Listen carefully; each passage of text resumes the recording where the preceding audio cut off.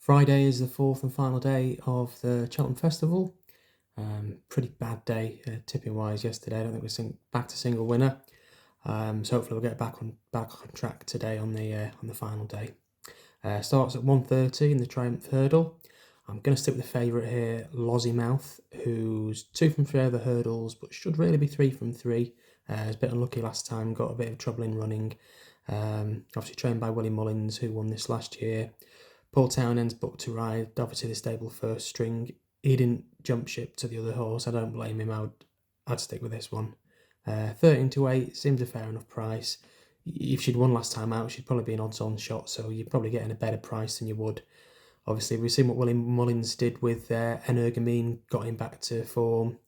Even Facile Vega, he ran pretty well in the Supreme, so he can get him back to form after a defeat. So yeah, 13-8 favourite. Hopefully get us off to a winner in a first. Lossiemouth. 210 is the county hurdle.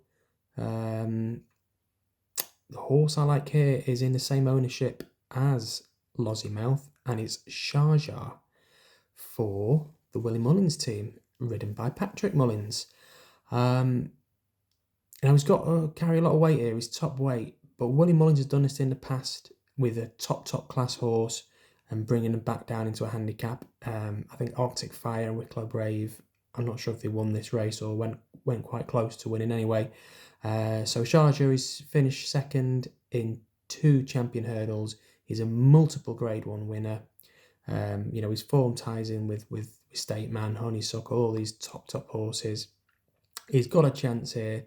I say he's got to lug around top weight, but I think he handles a bit of cut. He's 9-1. Patrick Mullins on board. He's been riding well this week. So yeah, that's in the county hurdle at 210. The other one I'd give a little mention to in that race is Glory and Fortune at a massive 66-1. He's a former Betfair hurdle winner and was 4th in last year's champion hurdle. Again, I like horses who ran at a top level and dropped back into handicap company. There's just a bit of class about them. He was as high as a mark of 154. He's down to 144. Not gone to plan this season with him. He'd been chasing. That didn't work out. He went back to the Betfair hurdle. The ground was too quick for him. I just think at 66-1, it's a big runner handicap. A lot of places we're paying 5, 6, 7, 8 places in this. Each way, I think he'll give you a bit of run for your money. So my main selection, that would be Sharjah at 9-1, but I do like Glory and Fortune at a massive 66-1. 250 is the Albert Bartlett, and this is a 3-mile novice hurdle. I'd stick with all the Irish runners in these novice hurdles. They seem to be a bit ahead of the British so far. I've had a few big price winners of this in the past couple of years, I seem to recall. But the 2 I've picked out here are Favre de Champdou, is about 11-1 for Gordon Elliott. It was a good winner over the Christmas period at Limerick. That was a Grade 2, stepping up in class here to Grade 1. But Limerick gets very soft and testing, and with all the rain around at Cheltenham, if it is soft and testing, I think he'll suit that. He's won over 2 miles 7, so he'll appreciate the trip. 3 from 3 this season, and he's an 8-year-old, which is quite interesting to be running still in a novice hurdle at that kind of age. But I think he's had a few setbacks. As I say, he's 3 from 3 this season. They kind of have got him right. He's a very talented horse, and I'm hoping he can do well for Gordon Elliott. That's Favre de Champdou, about the 11-1 mark. The other horse I'd like in that race, I'll just give a bit of a shout out really to Seabank Bistro, who was 4th in last year's bumper. Now Seabank Bistro won a maiden prep for this race, which was used by the Nice Guy before coming to win this race last year. Both those horses were trained by Willie Mullins. Patrick's got the ride this time. And also, if you like Corbett's Cross, the favourite, this guy, he was only 3.5 lengths behind him on his previous start. Finished second to Corbett's Cross, who's a really short price favourite for this race. Those 2 pulled miles clear in that race. So yeah, Favre de Champdou would be my main selection, but I'll also have a small each way bet on Seabank Bistro Again, both Irish trained. 3:30 is the feature race of the day, the Gold Cup, highlight of the season for me. And what a race we've got in store. We've got multiple Grade 1 winners, left, right and centre, a Grand National winner, the last two champions of this race running, and a really exciting Galloping des Champs coming here as well. I'm quite happy to take on Galloping des Champs at the price. He looks a bit short. I think this is a really deep race. Aplutar's second favourite here, won last year, was amazing, but I think that race has taken a toll on him. He's not been the same horse this year. So I'm looking at something at a bigger price, maybe to cause a little bit of an upset here. The one I've come down on is Conflated. It's 20-1 each way for Gordon Elliott. Davy Russell is in the saddle. He had announced his retirement, he's come back. I mean, that would be a great story for Davy Russell to win after coming out of retirement.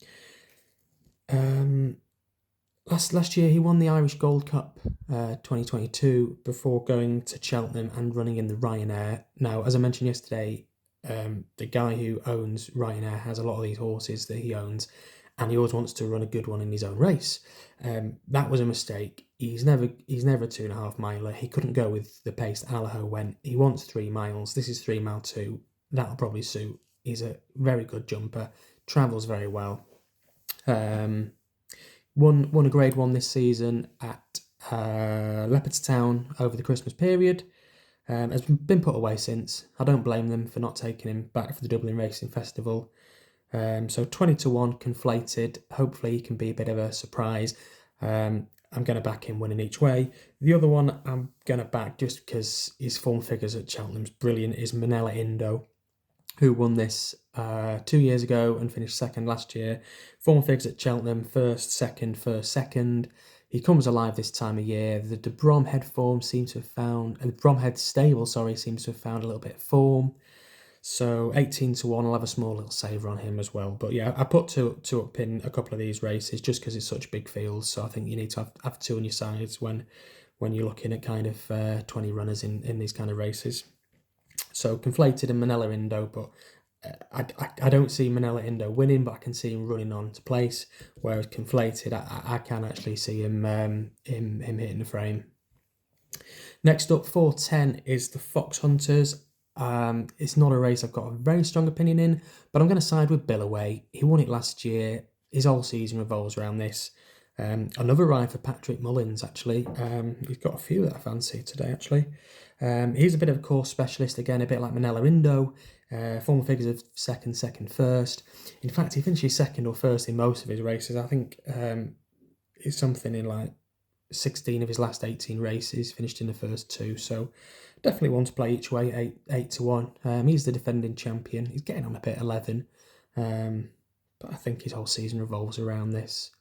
8-1, I think, is a fair enough each way price to hit the frame. So that's Billaway in the Fox Hunters at 4:10.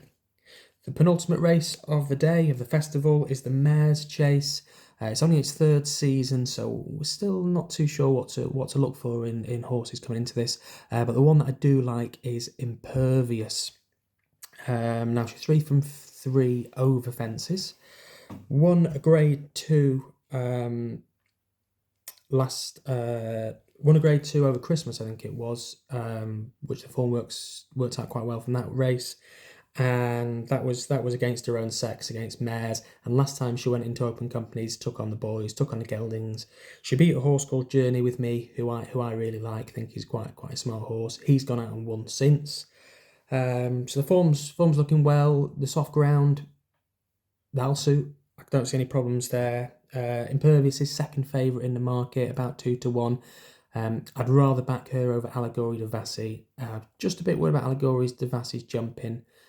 She sort of lunges at a few, dives to her right, when they're going left-handed. So that's got to be a concern if you're backing Allegory Devassi. So I'd rather side with the second favourite here, Impervious at 2-1, slightly bigger price. She's also had the 3 runs, so a little bit more experience. Final race of the day, of the festival. It's Get Out of Jail Time. We've not backed a winner so far. 5:30, the Martin Pipe Handicap. This is for conditional jockeys.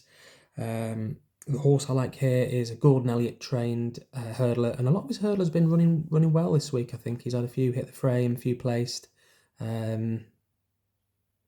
So the one I like here is called Imagine, and I can definitely imagine this winning in the last.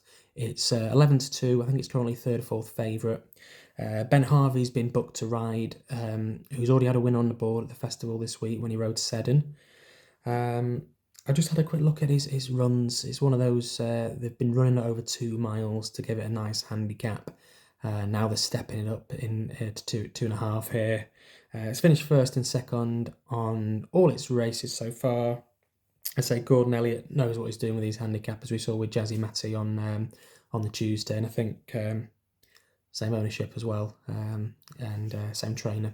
So yeah, Imagine in a final race. I say it's about 11-2 currently, about third or fourth favourite, but yeah, it's one I'll be backing in the last, and hopefully end the festival with a winner. Thanks very much for watching, guys. We'll see you next year.